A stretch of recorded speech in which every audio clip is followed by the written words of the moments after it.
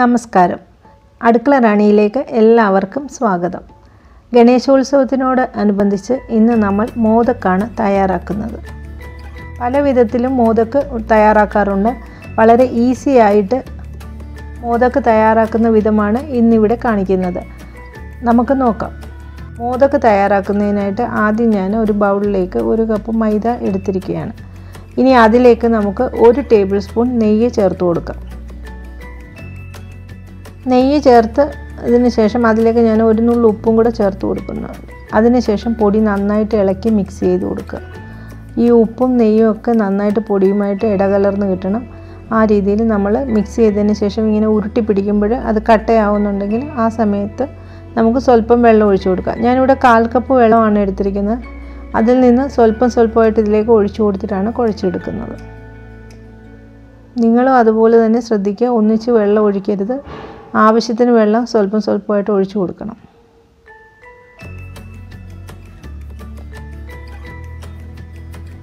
ഇവിടെ ഇനി എനിക്ക് 2 ടേബിൾ സ്പൂണോളം വെള്ളമാണ് ഇവിടെ ഞാൻ ഉപയോഗിച്ചത്. നന്നായിട്ട് കുഴച്ച് കൊടുത്തിട്ടുണ്ട്. അതിനുശേഷം നമ്മൾ അതിൻ്റെ മുകളിലേക്ക് സ്വല്പം എണ്ണയോ നെയ്യോ തടവിയതിന് ശേഷം നമ്മളൊരു 10 മിനിറ്റ് ഇത് അടച്ച് മാറ്റി വെക്കാം. ഞാനിവിടെ അതിൻ്റെ സ്റ്റഫിങ് തയ്യാറാക്കുന്നതിനായിട്ട് 1/2 കപ്പ് ഗ്രേറ്റഡ് കോക്കനട്ട് എടുത്തിട്ടുണ്ട്. ഗ്രേറ്റഡ് കോക്കനട്ട് കൊപ്ര ഇങ്ങനെ ചിരകി എടുത്തതാണ്. അതിനകത്തേക്ക് ഞാൻ പഞ്ചസാര 1/4 കപ്പ് ചേർത്ത് കൊടുക്കുന്നുണ്ട്. 2 ഏലക്കായും കൂടി ഇട്ട് നന്നായിട്ട് പൊടിച്ചെടുക്കാം. നന്നായിട്ട് പൊടിച്ചെടുത്ത് ഒരു ബൗളിലേക്ക് ഇട്ടിട്ടുണ്ട്. നമ്മുടെ സ്റ്റഫിങ് അങ്ങനെ റെഡി ആയിട്ടുണ്ട്. ഇനി നമ്മൾ കുഴച്ച് വെച്ചിരിക്കുന്ന മാവിൽ നിന്ന് 1 ഉരുള മാവ് എടുത്തിട്ട് ഇതുപോലെ പരത്തി കൊടുക്കുക. പ്രത്യേകിച്ച് ഷേപ്പ് ഒന്നും നോക്കണ്ട, നന്നായിട്ട് പരത്തിയെടുത്താൽ മതി. നന്നായി പരത്തിയതിന് ശേഷം അതിലേക്ക് ഇതുപോലെ വക്കുള്ള ഒരു ഗ്ലാസ്സോ അല്ലെങ്കിൽ ഒരു വാട്ടിയോ എടുത്തിട്ട് പ്രസ് ചെയ്ത് നമുക്ക് റൗണ്ട് ഷേപ്പിൽ മുറിച്ചെടുക്കാം. ചെറിയ പൂരിയുടെ അളവിന് നമ്മൾ മുറിച്ചെടുക്കുകയാണ്. അപ്പോൾ ഒരേ അളവിനുള്ളത് കിട്ടും. അതിന് വേണ്ടിയിട്ടാണ് ഇങ്ങനെ ചെയ്യുന്നത്. ഈ രീതിയിൽ മുഴുവൻ മാവും നമ്മൾ ഇതുപോലെ ചെറിയ പൂരിയായിട്ട് കട്ട് ചെയ്ത് എടുത്തിട്ടുണ്ട്. ഇത് വളരെ എളുപ്പമാണ്. കട്ട് ചെയ്ത് വെച്ചിരുന്ന പൂരിയിൽ നിന്ന് ഒരെണ്ണം എടുത്തിട്ട് ജസ്റ്റ് ഒന്ന് പരത്തിയതിന് ശേഷം അതിനകത്തേക്ക് ഞാനൊരു ഏകദേശം 1.5 സ്പൂണ് സ്റ്റഫിങ് വെച്ച് കൊടുക്കുകയാണ്.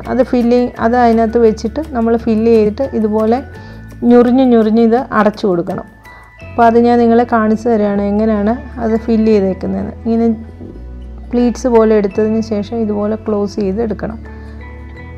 അങ്ങനെയാണ് മോദക്ക് ഉണ്ടാക്കുന്നത്. ഇനി 2-3 എണ്ണം അതുപോലെ കാണിച്ചു തരാം. അപ്പോൾ നിങ്ങൾക്ക് മനസ്സിലാവും.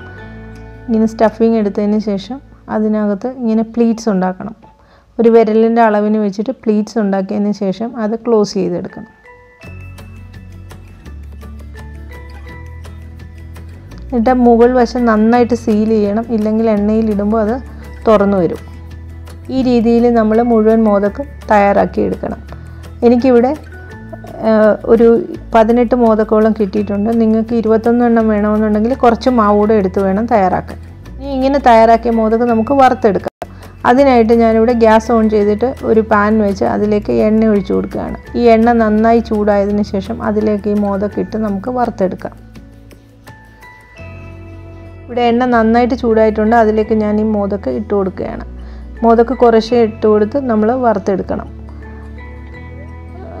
ഒരുപാട് ഇങ്ങനെ ഫ്ലെയിം കൂട്ടി വെക്കരുത്. ഒരു മീഡിയം ഫ്ലെയിമിൽ മാത്രമേ വെക്കാവുള്ളൂ. അല്ലെങ്കിൽ പുറമേ ഇങ്ങനെ കരിഞ്ഞു പോകാനുള്ള സാധ്യതയുണ്ട്. അങ്ങനെ കരിയാൻ അനുവദിക്കരുത്.